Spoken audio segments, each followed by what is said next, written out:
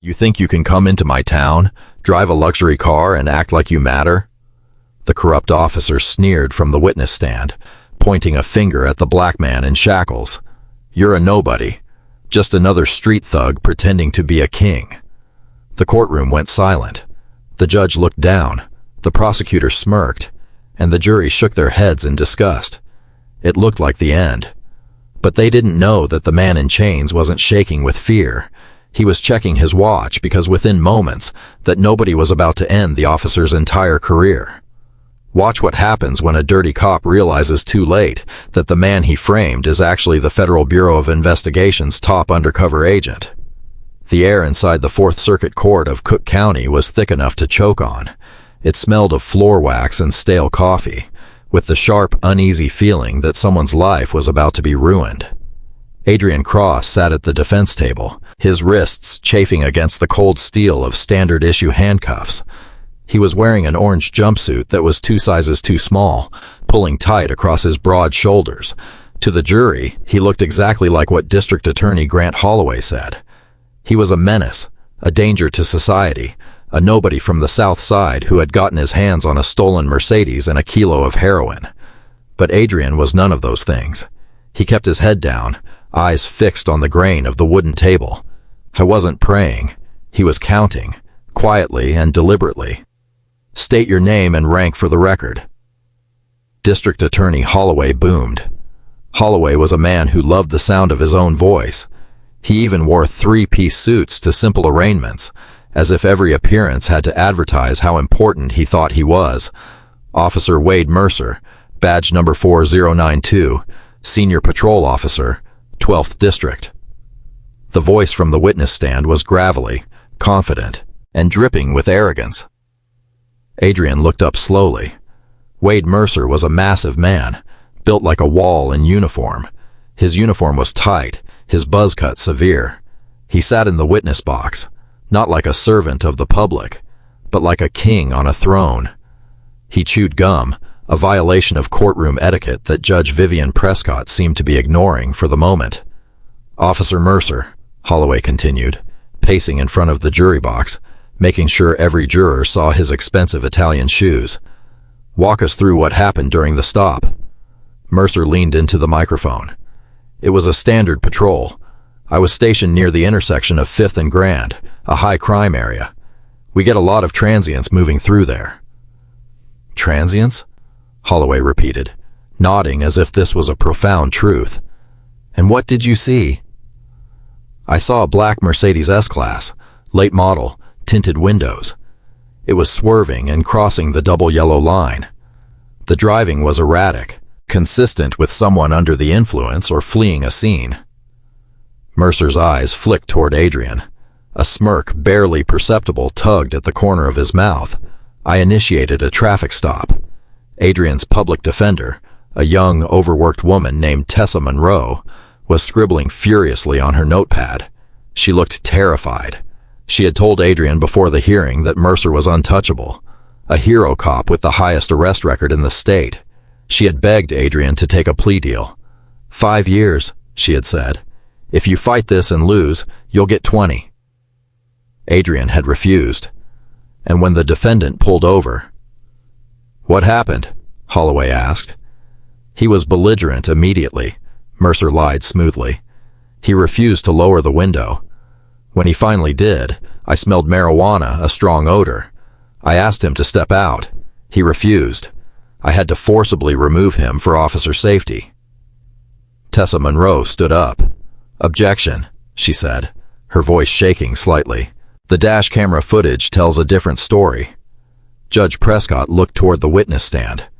"Stick to the facts, officer," she said, sounding more tired than alarmed. "The facts are that this man attacked me," Mercer said, his voice hardening. "He swung at me. I had to subdue him, and when I searched the vehicle, I found a duffel bag in the trunk, 1 kilo of pure heroin, and an unregistered Glock 19 with the serial number filed off." The jury gasped. A middle-aged woman in the front row clutched her pearls. Adrian remained stone-faced. He remembered the arrest differently. There was no swerving. There was no marijuana.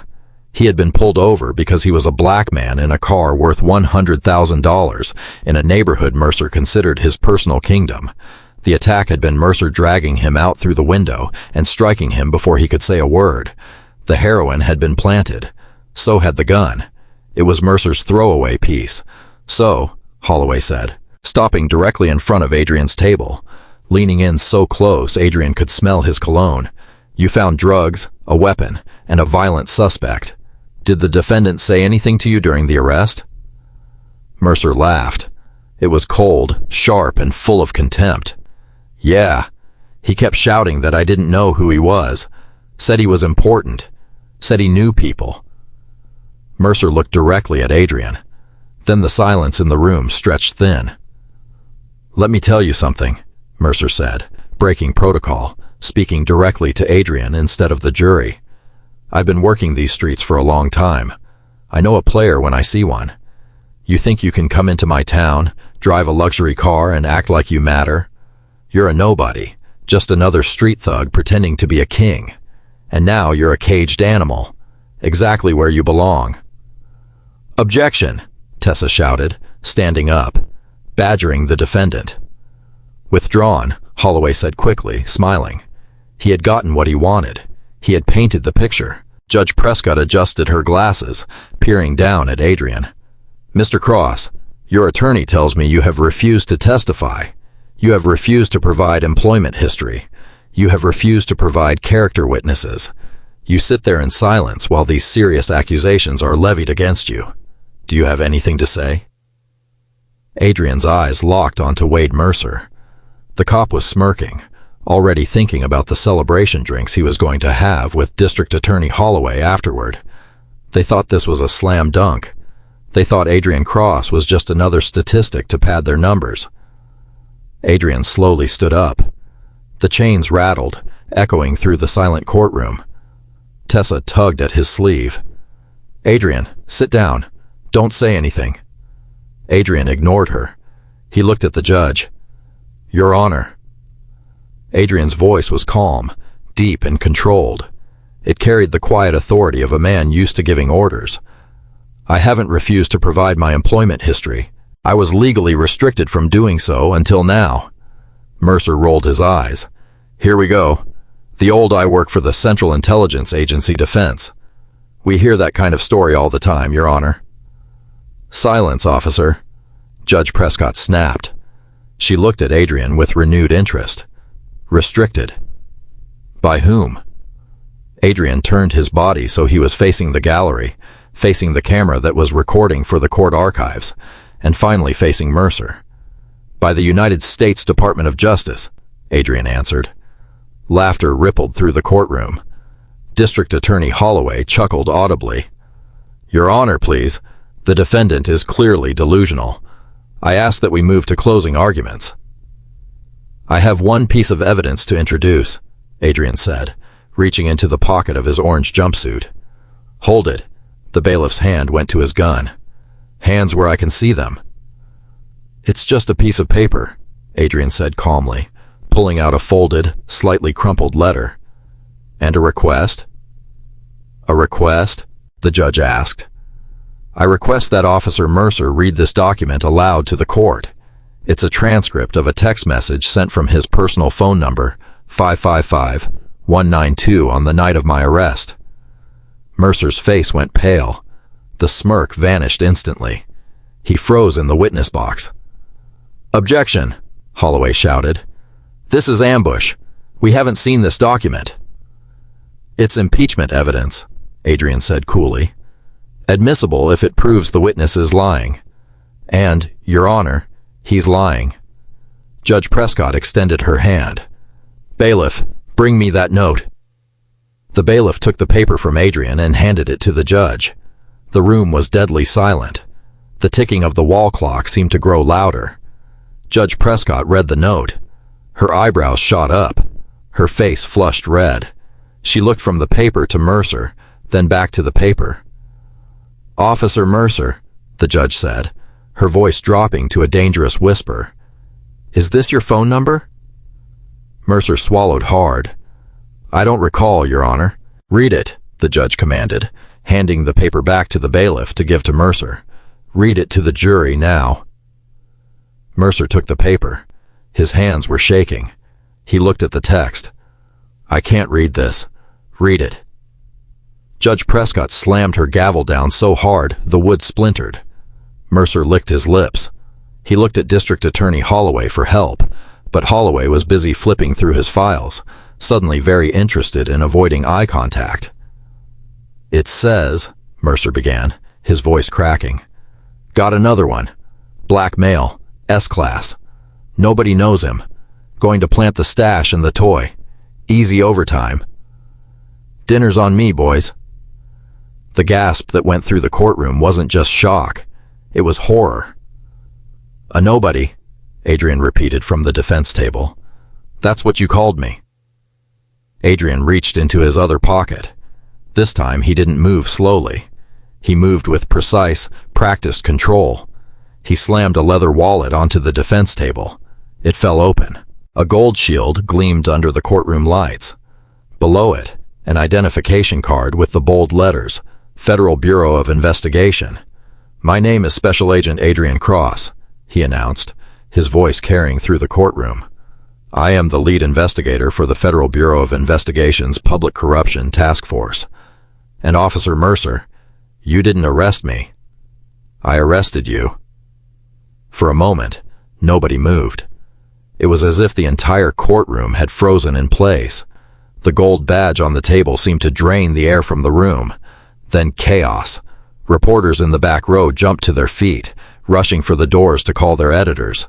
The jury members were whispering frantically to one another. District Attorney Grant Holloway dropped his pen. It clattered against the floor, but he did not bend to pick it up. He was staring at the badge, his face draining of color until he looked like a wax figure melting in the heat. "Order! Order in this court!" Judge Prescott shouted, banging her gavel repeatedly. Wade Mercer sat frozen in the witness box. He looked like a man who had suddenly realized the danger was much closer than he had ever imagined. "This is fake," he stammered, his voice rising in panic. "He's lying. That badge is fake. He's a con artist." Adrian Cross didn't shout. He didn't scream. He simply reached down and unlocked his own handcuffs with a small key he had concealed in his palm. The sharp clicks of the shackles falling onto the table sounded louder than the judge's gavel. "Bailiff," Judge Prescott said, her voice trembling with suppressed rage, "verify that credential." The bailiff, a burly man named Nolan Pierce, who had worked with Mercer over a long career, walked over to the defense table. He picked up the leather wallet. He looked at the holographic seal. He looked at the identification card. He looked at Adrian. Nolan Pierce looked back at the judge. "It's real, Your Honor. It's federal, with high-level clearance." Adrian rubbed his wrists, looking at the red marks the cuffs had left. He walked out from behind the defense table. He wasn't the defendant anymore. The entire room seemed to shift around him. "Officer Mercer," Adrian said, pacing slowly toward the witness stand. "You called me a nobody. You said I was just another street thug. You didn't bother to run my plates properly, did you? If you had, you would have seen a level 5 security flag. But you were too busy calculating your overtime pay." "I had probable cause," Mercer shouted, sweat beading on his forehead. "You were swerving." "There was no swerving," Adrian said calmly. "And there was no heroin in my trunk until you put it there. We have it all, Wade. We have the audio. We have the video. My car wasn't just a car. It was a mobile surveillance unit." Adrian turned to the jury. "Ladies and gentlemen, for a long stretch of time, the Federal Bureau of Investigation has been investigating a ring of corrupt officers in the 12th District. Officers who target minority drivers, plant evidence, and extort money to make charges go away. We called it Operation Blue Shark." He pointed a finger at Mercer. "And you, Wade, were the shark we were hunting." "This is entrapment," District Attorney Holloway suddenly shouted, finding his voice. He stood up, trying to regain control. "Your Honor, this is a farce. Even if he is an agent, he cannot entrap an officer into committing a crime. This case must be dismissed." Dismissed? Adrian gave a short, humorless laugh. Mr. Holloway, you might want to save your breath for your own attorney. Holloway froze. Excuse me. Did you think we didn't look at the prosecution records? Adrian asked, turning his gaze on the district attorney. 75% of Officer Mercer's arrests result in convictions, an impossibly high number. And who prosecutes every single one of them?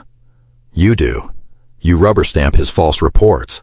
You bury the complaints. You take the wins to boost your campaign for Attorney General.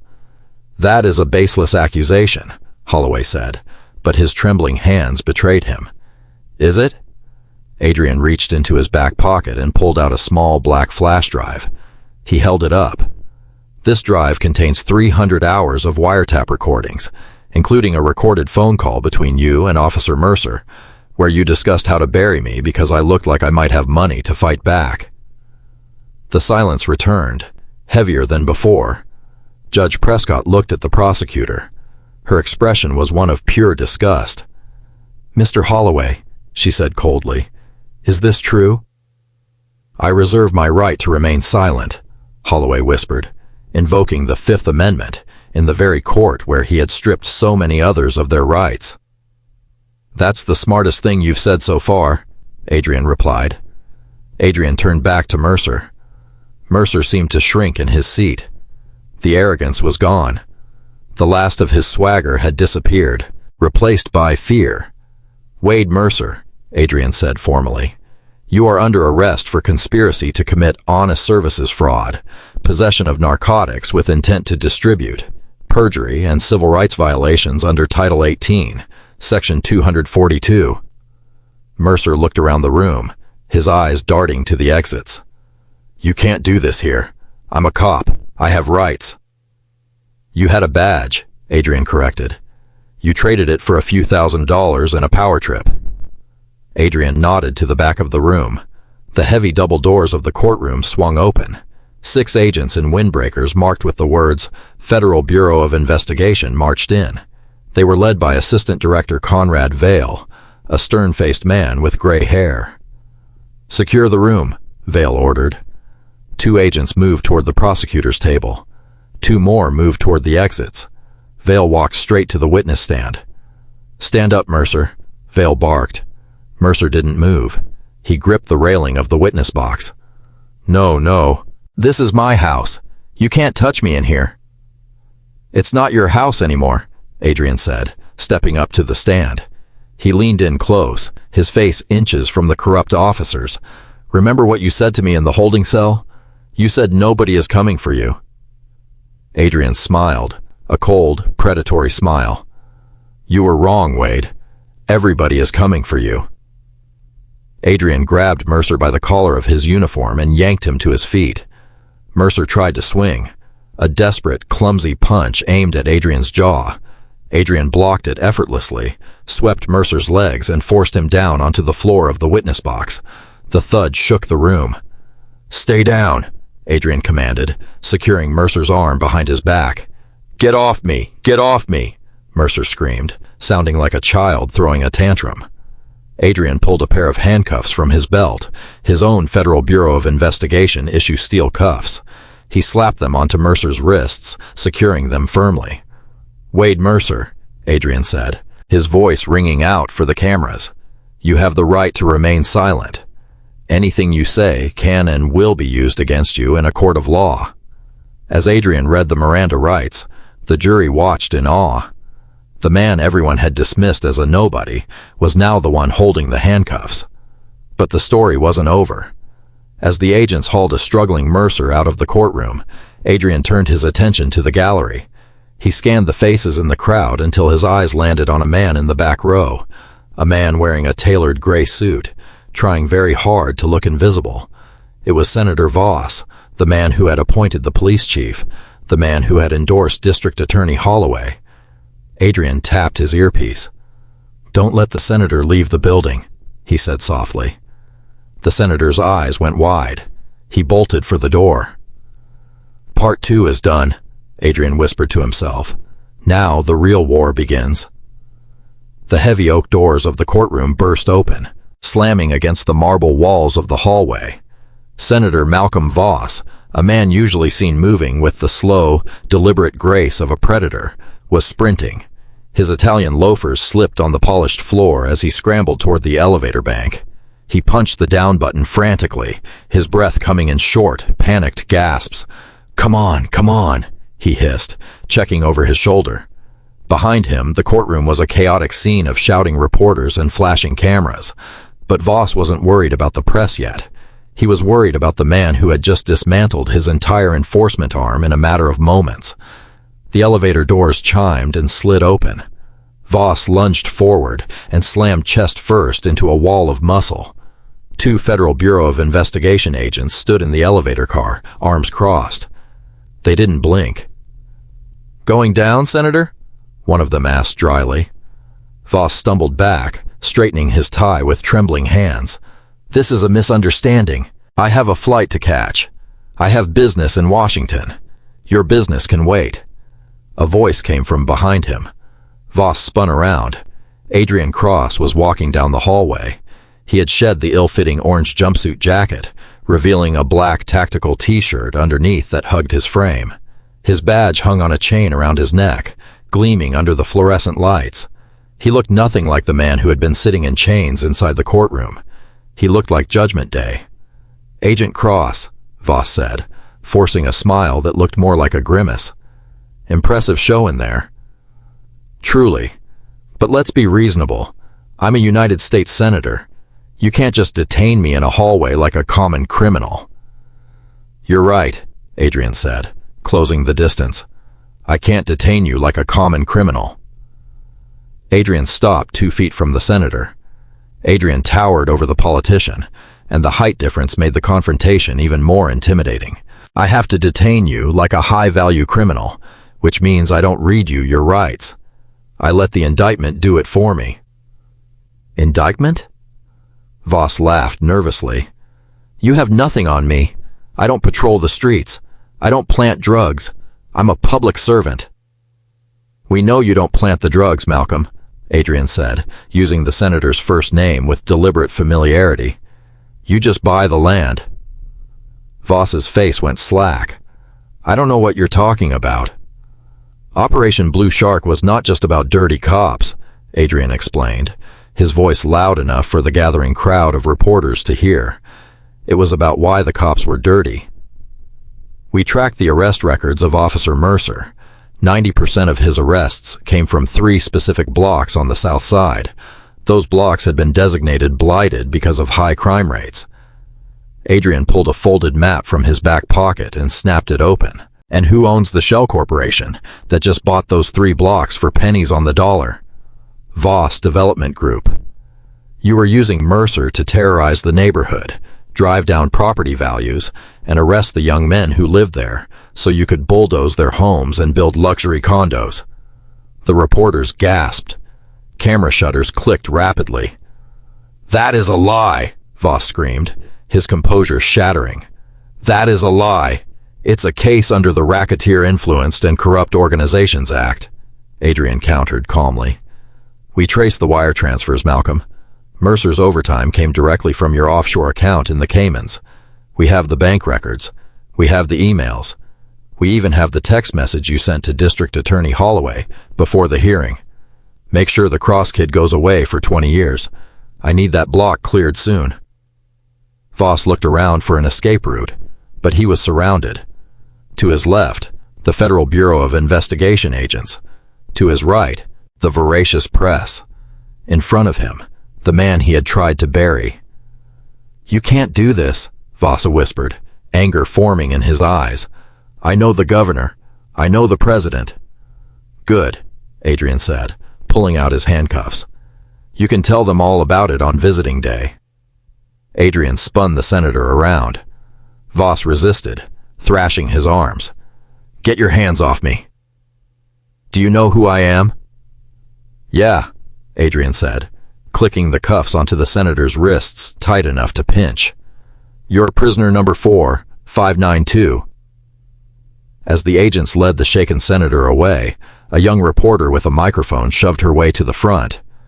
Agent Cross, How long have you been undercover? Adrian stopped. He looked directly into the camera lens. Long enough to know that justice is blind, Adrian said, his voice firm. But I'm not. If you abuse your power in this city, if you prey on the people you swore to protect, look over your shoulder, because I'm already there.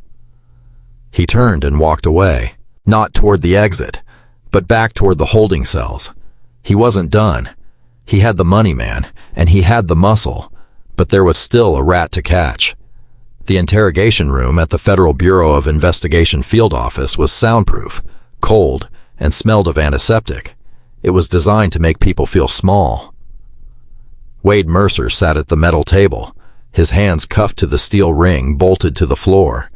He had been stripped of his uniform. He was wearing gray federal sweats now, without the badge, without the gun, and without the uniform. The swagger that once filled the courtroom was gone. Without the uniform and the authority behind it, he looked smaller, like a bully who had finally met someone he could not intimidate. The door buzzed and opened. Adrian walked in, carrying 2 cups of coffee. He placed one on the table just out of Mercer's reach and took a sip from the other. He didn't sit down. He just leaned against the wall, watching Mercer. "I want a lawyer," Mercer grunted. "You have a lawyer," Adrian said. "He's in the lobby, a public defender. Ironically, it's the same public defender you used to make fun of in court. He doesn't seem very eager to cut you a deal." Mercer sneered. "I'm not talking. District Attorney Holloway will fix this. The senator will fix this. You think you won because you have a badge? This is Chicago. Politics runs everything here. Soon I'll be out on bail and you'll be transferred to Alaska." Adrian chuckled softly. He reached into his pocket and pulled out a remote control. He pointed it at the small television mounted in the corner of the room. "You've been tied up in processing, Wade. You missed the news." The screen flickered to life. It was a live breaking news feed. The headline in bold red letters read, "Senator Voss arrested in housing scandal." The footage showed Voss being shoved into the back of a Federal Bureau of Investigation van, visibly shaken. Mercer's eyes went wide. "It gets worse for you," Adrian said, changing the channel. The next screen showed District Attorney Grant Holloway standing at a podium surrounded by microphones. He looked pale, sweaty, and terrified. "I was unaware of Officer Mercer's illegal activities," Holloway was saying on the screen, his voice shaking. "I am fully cooperating with the Federal Bureau of Investigation inquiry. I have agreed to provide full testimony regarding the criminal conduct of Wade Mercer in exchange for immunity regarding my administrative oversights." Adrian turned the television off. The room went silent again. "Did you hear that, Wade?" Adrian asked softly. "Your best friend, Grant Holloway, the guy you bought dinner for regularly. He just rolled on you. He's giving us everything. The planted evidence, the false reports, the skimmed drug money. He's painting you as the mastermind to save his own skin." Mercer was trembling now. The reality was crashing down on him. The wall of silence around him had crumbled. He was alone. "They can't do that," Mercer whispered. "I did what they told me. Voss told me which neighborhoods to hit. Holloway told me which cases to fudge." "I know," Adrian said, finally sitting down in the chair opposite Mercer. "But they're politicians in suits, Wade. When the ship starts sinking, people like that throw the cargo overboard to keep themselves afloat. Right now, you're the cargo." Adrian leaned forward. "You're looking at 30 years, Wade. Federal time. And let me tell you, federal prison isn't like the county jail you run. The men in there don't care about your badge. In fact, a lot of them are there because of guys like you. You won't last long in general population." Mercer started to cry. His breathing broke into heavy sobs. "I have a family. I have 2 daughters. Did you think about my family when you planted that heroin?" Adrian asked, his voice suddenly dropping to a growl. "Did you think about the family of Darius Wynn, the young man you framed who took his own life in his cell?" Mercer flinched as if he'd been slapped. "I can't save you from prison, Wade," Adrian said, leaning back. "Your own actions brought you here. But I can control where you go. I can put you in a protective custody wing. Low security. You might actually survive to see your daughters graduate. What do you want?" Mercer wiped his nose on his sleeve. "I want the stash houses," Adrian said. "Voss was the money. Holloway was the cover. But you ran the streets. We know you didn't turn in all the drugs you seized. We know you're sitting on a stockpile." Mercer hesitated. "If you don't tell me," Adrian said, standing up and grabbing the door handle, "I walk out of here and I tell the press that you're the one who snitched on the senator. Imagine what Voss's criminal connections will do if they believe you were the one who talked." "Wait," Mercer screamed, straining against his cuffs. "Wait, don't leave." Adrian stopped, his hand on the knob. He didn't turn around. 14th and Pine, Mercer blurted out. "The old auto body shop. It's in the basement under the lift. Guns, cash, and about 10 kilos of product. And the ledger." Adrian turned around slowly. "The ledger?" Adrian repeated. "The payroll," Mercer gasped. "The list of every officer on the senator's payroll. There's more than just me. There's captains. There's judges." Adrian gave a restrained smile. It wasn't a happy one. It was the look of an investigator who had just realized how wide the conspiracy really was. "Good boy, Wade," Adrian said. He opened the door. 2 agents were waiting outside. "Get a warrant for 14th and Pine," Adrian ordered. "Bring in the tactical team. We're going to need a bigger van." As Adrian walked down the corridor, his phone buzzed. It was a text from an unknown number. He opened it. "You think you won? But you just cut off the head of a hydra. Watch your back, Agent. The 12th District does not forgive." Adrian stopped walking. He stared at the screen. He had taken down the senator, the district attorney, and the celebrated officer.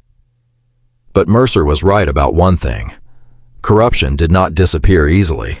He typed a reply. "Come and get me." He sent the message and shoved the phone into his pocket. One battle was over, but the larger fight was only getting hotter, and Adrian Cross was just getting started. The raid on the auto body shop at 14th and Pine happened under cover of darkness. It was executed with the kind of surgical precision Mercer and his crew could only dream of. The rain was coming down in sheets, turning the Chicago streets into slick black rivers of oil and grime. Adrian sat in the command van, watching the thermal feeds from the drone hovering silently above the rusted corrugated roof of the shop. "Alpha team is in position." A voice crackled over the radio. "Prepare to breach. Move." On the screen, white-hot silhouettes swarmed the building. Stun devices went off. Bright bursts of light washed out the thermal camera for an instant. Then came the muted sound of controlled gunfire. Adrian didn't flinch. He just watched. Clear left, clear right. One suspect was down. 2 others were secured. "We found it." The team leader came back over the radio, breathing hard. "We found the lift. It's hollow underneath. We're looking at a massive quantity of heroin. And guns. Crates of them. Military-grade equipment." "The ledger?" Adrian asked, pressing the talk button. "Do you have the book?" There was a pause. The silence stretched painfully. "Yes, boss. We got it. It was in a fireproof safe, welded to the floor. We had to blow the hinges." "It's thick, Cross. Really thick." Adrian let out a breath he didn't realize he'd been holding. "Secure it. Log it. Bring it to me personally. Nobody else touches it. Not even the local police support team. Copy that." Adrian stepped out of the van into the pouring rain. The flashing blue and red lights of the perimeter cars danced across the wet pavement. He felt a moment of satisfaction. They had the drugs, the guns, and the names. It was over. Or so he thought. As the tactical team began hauling out crates of evidence, Adrian walked toward his personal vehicle, a nondescript black sport utility vehicle parked just outside the caution tape. He was exhausted. The adrenaline from the courtroom showdown was fading, replaced by deep exhaustion. He needed coffee, and he needed to start decoding that ledger. He unlocked his car and slid into the driver's seat. He turned the key. The engine didn't start. Instead, the dashboard lights flickered and died.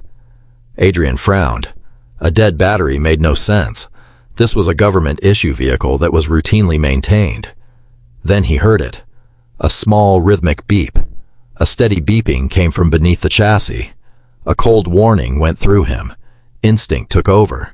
The kind of instinct honed by years of undercover work, where one instinctive decision could mean the difference between surviving and not making it home. Adrian threw the door open and dove out onto the wet asphalt, scrambling on his hands and knees away from the vehicle. Boom! The explosion lifted the sport utility vehicle several feet into the air. A fireball erupted, turning the rainy night into a blinding orange inferno. The shockwave hit Adrian like a physical hammer, throwing him hard onto the pavement. Glass and twisted metal rained down around him like scattered debris. His ears were ringing. A high-pitched whine drowned out the shouting of the agents behind him. He rolled onto his back, gasping for air, staring up at the burning skeleton of his car. If he had been inside for another moment. Agent Cross. Agent Cross. Hands grabbed his vest, dragging him further back. It was Agent Gavin Shaw, a young field operative. "Sir, are you hit?" Adrian shook his head, coughing as the acrid smoke filled his lungs. "I'm good. Secure the scene." "It's a hit." "An attack?" Shaw called over the roar of the fire. "Who did this?" The text message. Adrian rasped, struggling to his feet, swaying slightly. "They said the 12th District doesn't forgive." The threat had been real. He looked at the burning wreckage. This was more than a warning. It was an attempt on his life. Whoever was on that ledger wasn't just some corrupt cop skimming drug money. They were organized, equipped, and willing to go much further than Adrian had expected. And they were terrified of what Adrian was about to read. "Shaw," Adrian barked, his voice returning with a dangerous edge. "Where is the ledger?" "Team leader Nolan Pierce has it in the armored truck." "Sir, get in the truck," Adrian ordered. "We're not going to the field office. They'll expect us there. We're going to the safe house in Cicero. Black protocol. No radios, no mobile phones. We go dark." "Sir, shouldn't we call the director?" "We don't know who the director talks to," Adrian said grimly, wiping soot from his face. "Until I read that ledger, I trust no one." The ride to Cicero was tense. Adrian sat in the back of the armored transport, the black leather notebook resting on his knees. It looked harmless, like a simple accounting book from an office supply store. But inside, written in neat, precise handwriting, was a record of corruption spread across the city. He opened the first page. It wasn't just names. It was a record of amounts, favors, and names. One entry listed Officer Mercer, $5,000 for protecting a shipment. Another listed District Attorney Holloway, $15,000 for dismissing a case. Adrian flipped forward. The amounts got larger. The names got more recognizable. Another entry listed Judge Lenora Vance, $50,000 for denying a search warrant. Adrian froze. Judge Lenora Vance, the Chief Justice of the Circuit Court, who had signed off on the wiretaps for the very investigation Adrian was running. He flipped further. Another listed Councilman Everett Sloan, $100,000 for a rezoning approval. Sloan, the man of the people, the politician who ran on a platform of cleaning up the streets. Adrian felt sick. The corruption did not simply climb the ladder. It had become the ladder itself. But it was the final entry on the last page that made Adrian's heart stop. Payment pending. The cleaner. Target. Special Agent Adrian Cross. Price. $250,000. "They put a $250,000 bounty on my head," Adrian whispered. "Sir?" Nolan Pierce asked from the driver's seat. "Drive faster," Adrian said, closing the book. "We aren't safe anywhere." As they sped down the highway, Adrian's mind raced. The cleaner was almost a myth in the criminal underworld, a contract killer known for making targeted deaths look like accidents or self-inflicted tragedies. The car bomb had been crude. which made Adrian believe the cleaner had not carried it out. The bomb was a local job, a panic move by the cops who knew the walls were closing in. But if the cleaner was really coming, the danger was only growing. Suddenly, the armored truck swerved violently. "Contact!" Nolan Pierce shouted. "Black sport utility vehicles, no plates. They're trying to ram us." Adrian grabbed the handle above the door. Through the bulletproof rear window, he saw 3 large sport utility vehicles flanking them. A man leaned out of the passenger window of the lead car, holding a submachine gun. Rounds struck the armored plating in rapid succession. "They're trying to run us off the road," Nolan Pierce yelled, wrestling with the steering wheel. "Don't let them box you in," Adrian shouted. He grabbed his service rifle from the rack. "Shaw, open the rear port." "Sir, are you crazy?" "Open it." Shaw unlatched the small firing port in the back doors. Adrian shoved the barrel of his rifle through. He took a breath, timing the sway of the truck. He fired. The windshield of the pursuing sport utility vehicle shattered. The driver swerved, overcorrecting. The sport utility vehicle spun out of control, clipping the front bumper of the second attacker. The first sport utility vehicle flipped, rolling violently into the ditch in a shower of sparks. One vehicle was out of the pursuit. Shaw reacted with relief, but the remaining 2 were aggressive. One pulled alongside the armored truck, grinding against the side. The metal screeched, a horrible ear-splitting sound. Adrian saw the driver of the sidecar. He was wearing a tactical mask. He raised a shotgun, aiming not at the tires, but at the driver's window of the truck. "Nolan Pierce, brake check!" Adrian screamed. Nolan Pierce didn't hesitate. He slammed on the brakes. The attacking sport utility vehicle shot past them.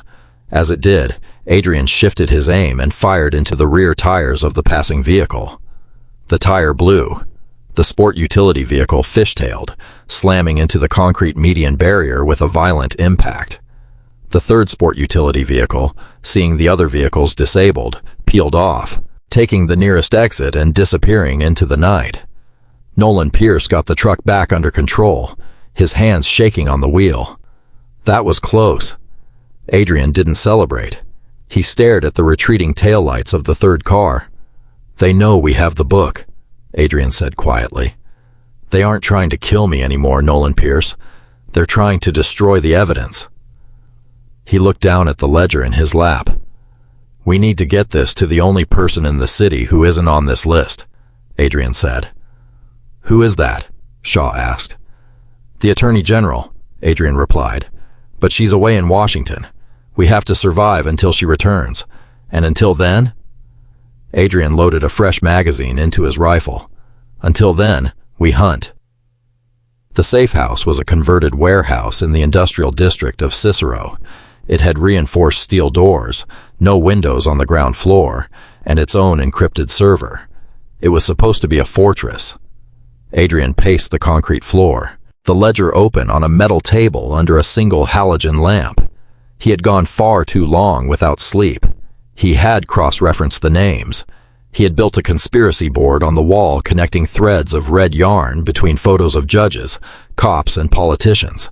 The picture it painted was terrifying. The 12th District wasn't just a police precinct.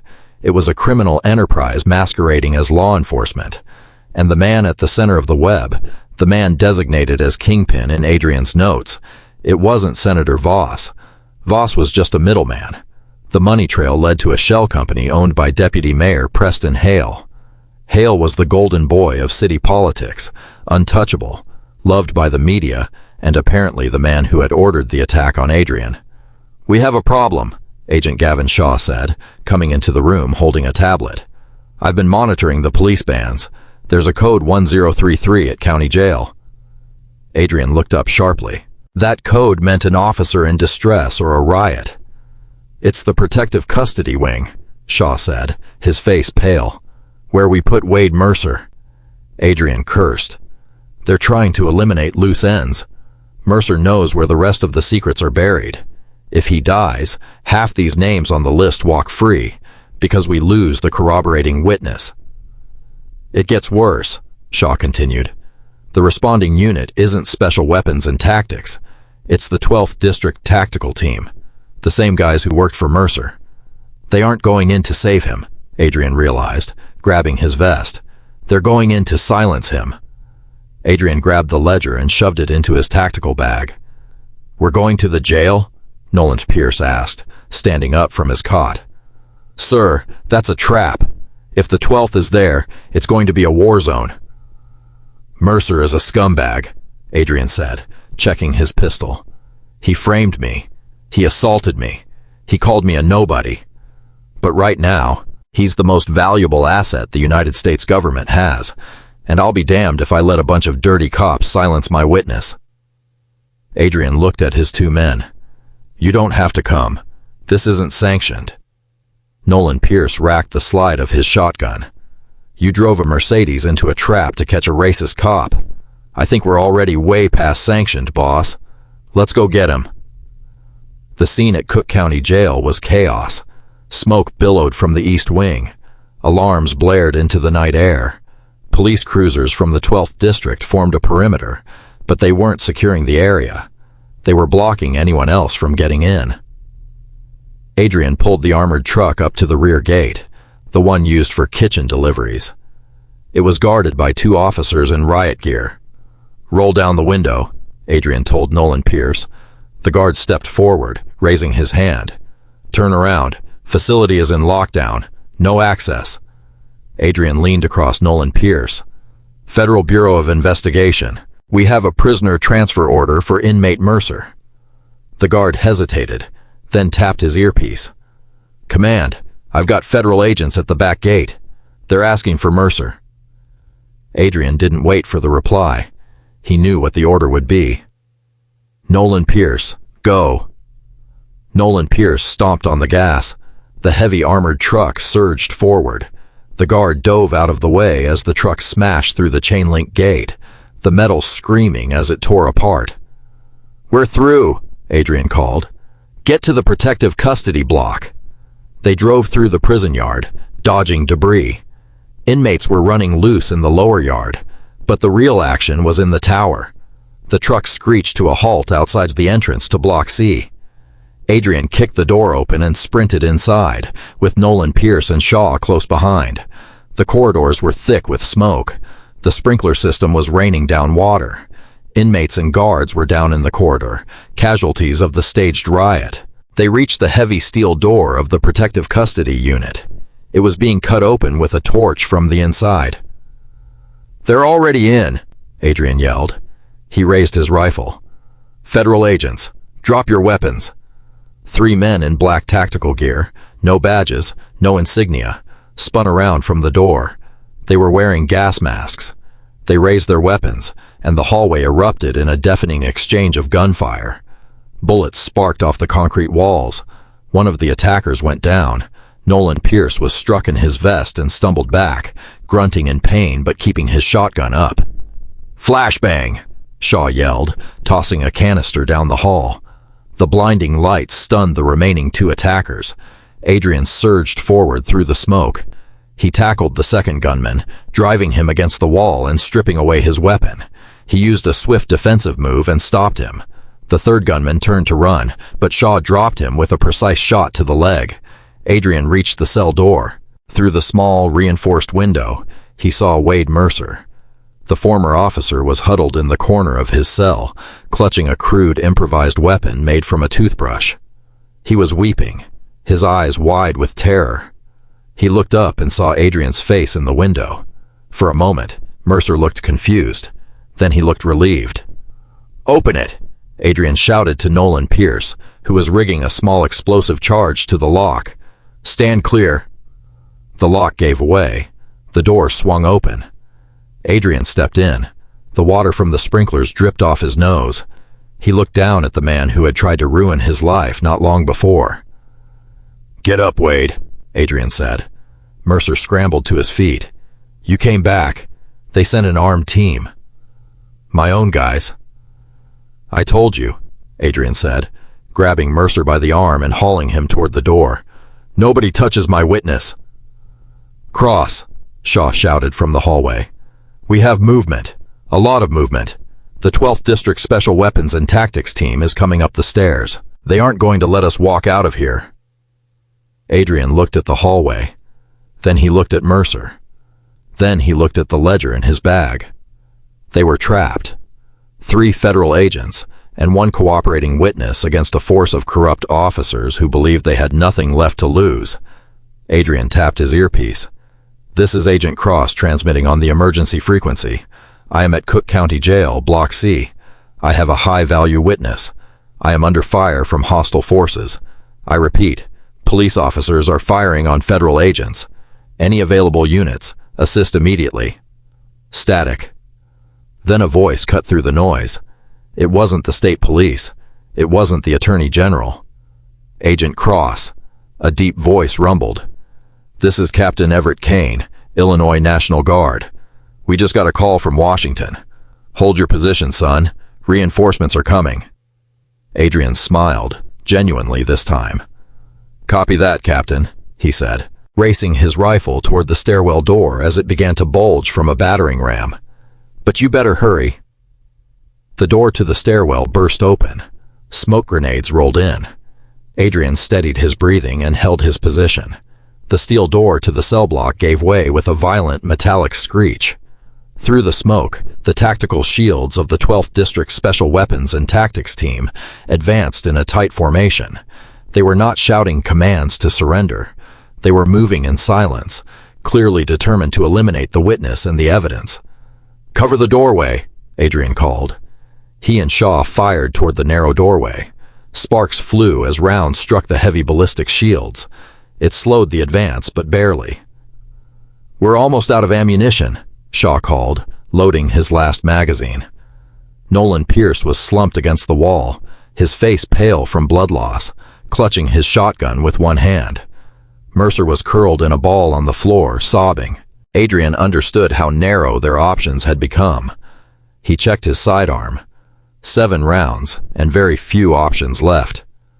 The lead shield bearer stepped into the room, raising a submachine gun. Adrian leveled his pistol at the visor. Suddenly, the entire building shook. A low, rhythmic thump, thump, thump vibrated through the concrete floor, growing louder until it drowned out the gunfire. Glass shattered from the upper skylights as ropes dropped from the ceiling. "Hold your fire. United States National Guard." The voice sounded almost unreal. It was amplified by a massive loudspeaker from a hovering Black Hawk helicopter. Simultaneously, the rear wall of the corridor, the one behind the corrupt Special Weapons and Tactics team, exploded inward. A tactical vehicle had breached the perimeter. Dozens of soldiers in full camouflage poured into the hallway, rifles raised. The corrupt cops froze. They were used to bullying civilians and outnumbering street gangs, but staring down the barrel of the United States military was a different math entirely. "Drop your weapons and get on the floor now," Captain Everett Kane bellowed, stepping over the debris. One by one, the Special Weapons and Tactics members of the 12th District dropped their guns. The clatter of weapons hitting the concrete told Adrian the confrontation was finally ending. Adrian lowered his weapon, letting out a long, ragged breath. He looked down at Mercer. "Get up, Wade. You're safe. That does not change what happens next." After the investigation widened, the arrest of Deputy Mayor Preston Hale was televised live. Adrian personally placed the handcuffs on him in the middle of a City Hall press conference. Hale tried to run, tried to scream about his rights, but the cameras captured the entire scene. Chicago's political golden boy was led away in disgrace. The ledger found in the auto body shop became the decisive evidence against him. But the real satisfaction came in the courtroom of the Fourth Circuit. The gallery was packed. Adrian sat in the front row wearing a crisp suit, his Federal Bureau of Investigation badge clipped to his belt. Wade Mercer stood before the judge. He had taken a plea deal, 20 years in federal prison in exchange for testifying against Hale and the corrupt judges. "Mr. Mercer," the new judge said, a stern man brought in from a different district, "do you have anything to say before sentencing?" Mercer looked back.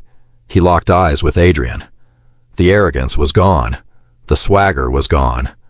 He looked small. Mercer's voice cracked. "I just wanted to be somebody." The judge banged the gavel. "You are sentenced to 20 years in the United States Penitentiary, Marion High Security Facility," remanded immediately. As the bailiffs led Mercer away, he passed by Adrian. Adrian didn't gloat. He didn't smile. He just leaned forward and whispered one sentence. "You were right, Wade. In prison, you really are a nobody." Mercer hung his head and was led through the door, disappearing into the same justice system he had abused for so long. Adrian walked out of the courthouse and into the sunlight. The air smelled fresh. He checked his phone, a text from his director. "Good work, Agent. Take some time off." Adrian deleted the message. He wasn't ready to step away. There were other cities, other corrupt cops, other nobodies waiting for justice.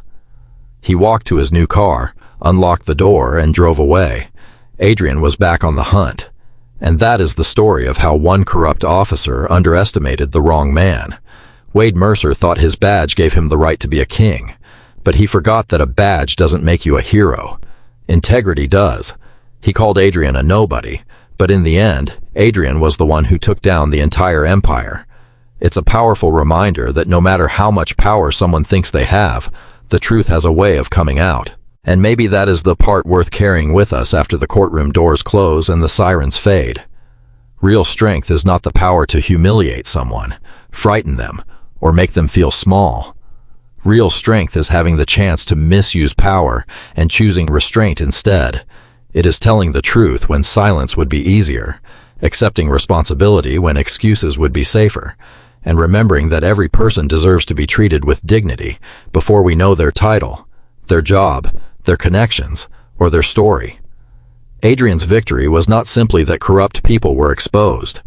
It was that he refused to become the kind of person he was fighting.